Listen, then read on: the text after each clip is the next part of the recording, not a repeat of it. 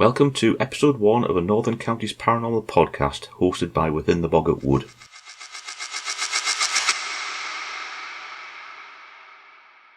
As this is the first episode, I figure probably some introductions are in order. I'm Tony. I've just entered my second half century. I've been an archaeologist working in the northeast of England for the last 30 years. For the last 20, I've been looking at folklore and ghost lore as a way of essentially promoting local heritage and preserving local traditions. We live in a society where the very rich cultural history of the north of England and the Scottish borders is slowly being sidelined. Part of the aim of this podcast is to try and tap into that resource and bring it alive for the listeners. So what will this podcast contain? Well, I'll be playing around with the format a bit, depending on the stories I've got access to for each episode. We'll be looking at ghost lore, folklore, local history and archaeology. I'll also aim to, where I can, promote local businesses based around heritage and tradition. I'm also aiming for discussions on paranormal and heritage-related subjects with guests. So hopefully each episode will be a bit different to the last. A big part of this will also be your stories, whether they be ghost stories, encounters of the weird and wonderful kind, or even such things as local traditions and superstitions. So please, if you do want to share your stories, please get in touch via the website at theboggartwood.uk. Today's stories were sent in by Gary. Hi Tony, I have 3 genuine spooky stories of Seaham Harbour. The first was when my mum, Betty Wright, was growing up in the mid-1930s at her grandma's house at Bankhead Cottages in Seaham. There were only 2 cottages, and at the back of the house was a long triangular-shaped vegetable garden, around 50 feet long and leading to the colliery railway line where my great-granddad worked as an engine driver. There were no other houses or footpaths at the rear of the building, just a small path leading round to the back door to enter the house. Sometime in the mid-1930s, huge stones and boulders started flying through the air and landing right outside the back door to the house.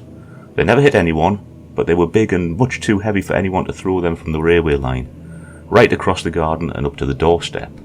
Mum remembered hearing the sound of them flying through the darkness and then landing in front of the door with a huge crash. She said some were at least 12 inches across and very heavy. It only happened at night, and this went on intermittently for some months. The police were eventually called out, but they found nothing and couldn't explain how these huge stones were flying right over the garden and up to the door out of nowhere. Eventually it all seems to have stopped, and the mystery was never solved, but Mum never forgot how frightening it was at the time, especially that sound. When my mum and dad were married in 1950, Britain had a housing shortage and it was common for people to rent rooms in a larger house. They set up their first home at Frederick Street in Seaham, but something wasn't right even before they moved in. Initially, as they began to move their few things in, belongings would vanish. They would put them in the room and the next day they were gone, making them suspect that someone in the rest of the house was taking things. Even a teapot given as a wedding present went missing for months, then suddenly reappeared where it should have been one day.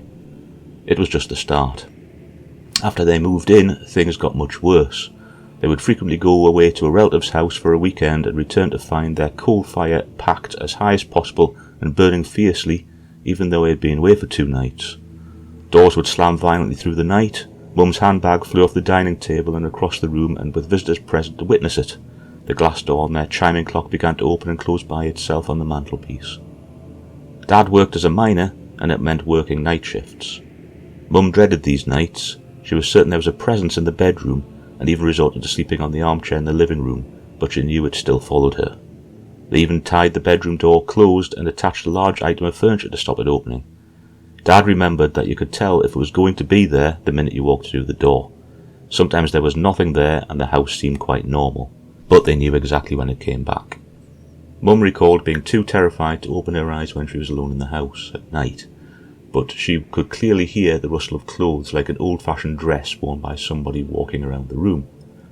One night in bed she felt something climb into the bed, climb over her and lie beside her all night and then leave at daybreak. She said it was like having a child climbing into the bed, but it was the final straw. Mum, who was pregnant at the time, had spent the night too terrified to move, and she miscarried shortly after that experience. She always blamed it on the stress of living in that house. I'm not sure what happened next, but Dad went into the house and screamed at whatever it was in the house to leave them alone. It did, but they moved out shortly afterwards in any case. One day after they moved out, one of Dad's workmates asked him if he had lived at the house in Frederick Street. It seems his workmate lived in the very same rooms for a few months before Mum and Dad moved in, and they had decided to get out due to the eerie experiences they were having there. Mum also recalled an old lady living in one of the rooms downstairs in the house, a Miss Lauder. Mum said she saw the lady's reflection in the mirror one day and said that she looked completely different in the mirror and was utterly terrifying and horribly disfigured. Just another strange story connected with that house. Mum and Dad told these stories many times in the years that followed. Their story never changed and every detail was identical, whether they were telling it together or individually, so I don't think they were making it up. Aunt Jenny used to stay with them as a teenager and she clearly remembered the handbag and clock incidents, which left her terrified. So, many years later. My first little house was in Dalton-le-Dale, Seaham. It was a tiny house, but had a big bedroom that looked out onto the main road and woodland with a street light just outside, so the bedroom was very well lit for free. A few months after moving in, I saw an old sideboard in a local antique, or junk shop. It was one of those long sideboards with a large oval mirror on the top, and probably dated from Edwardian times. I bought it and it was duly placed in the bedroom where it looked pretty good, directly opposite the window. But from the moment it arrived, something made me uneasy about it. I don't believe in ghosts, but I couldn't explain why it made me so uneasy. There was something odd about it. On the first night it arrived, a Saturday, I think, I was looking after my neighbour's dog. They were at a wedding, I think, and the dog refused to follow me upstairs where it normally used to lie on the landing. Nothing could get it upstairs that evening. I eventually got used to the sideboard, but there was a strange thing about the mirror. It was directly opposite the window with a street light, and as the room overlooked woodland, I didn't need to close the curtains. Some nights you could clearly see in the mirror the reflection of the window, the lights outside, the trees opposite, and even my ornament on the bedroom windowsill. But other nights there was no reflection in that mirror at all. It was just a totally black oval in an otherwise well-lit room. I never had the courage to get up and look in the mirror when there was no reflection showing, but whenever this happened I always woke up knowing that there would be no reflection when I looked.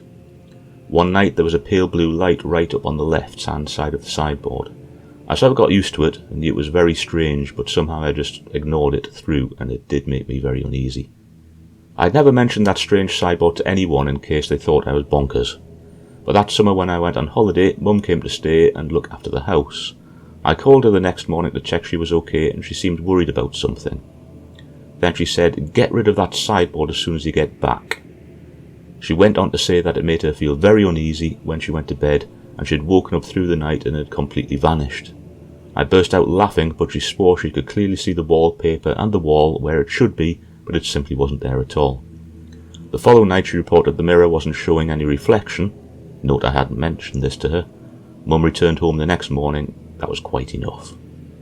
When I got back, I remember dragging the sideboard down into the kitchen, as I didn't fancy sleeping in the same room now that I knew the spooky stuff wasn't just in my imagination. I got a junk dealer to take it away as soon as I could. I've often wondered what happened to it and if the next owner also experienced something odd about that sideboard. In braver moments, I've even wished I'd kept it and had the courage to look in the black mirror, but on reflection, I think I did the right thing.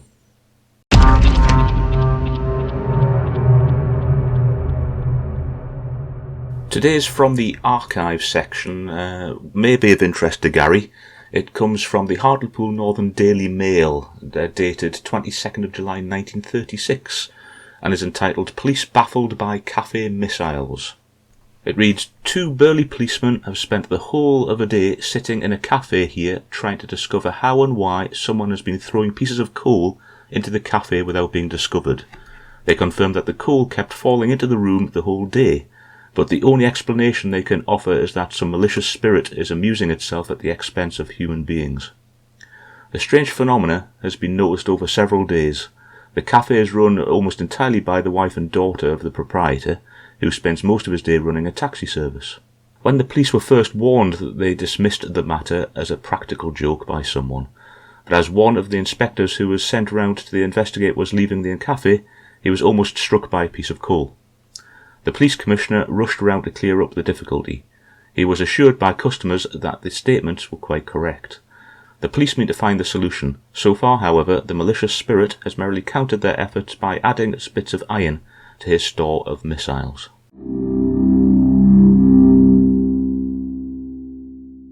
Today's Northern Tradition comes to you via the Denham Tracts, a collection of folklore by Michael Denham, which was printed by Mr. Denham between 1846 and 1859. Looking at this volume, we see a Hexham Goose. Apparently, natives of Hexham are so called collectively, without distinction of sex. A native writes me, "By this I am reminded of what I have often heard, and in my boyhood I have often bawled in the streets during a heavy fall of snowflakes. The country gowks are plucking their geese and sending the feathers to Hexham." Okay. Many thanks for listening to this very brief introduction to a Northern Counties Paranormal podcast. As previously mentioned, the main website can be found at theboggartwood.uk and can also be found on Instagram, Facebook and eventually YouTube. If you'd like to support the podcast and the Within the Boggart Wood project as a whole, the project can be found on Patreon at patreon.com/withintheboggartwood. Any patronage will be greatly appreciated. Until next time, bye for now.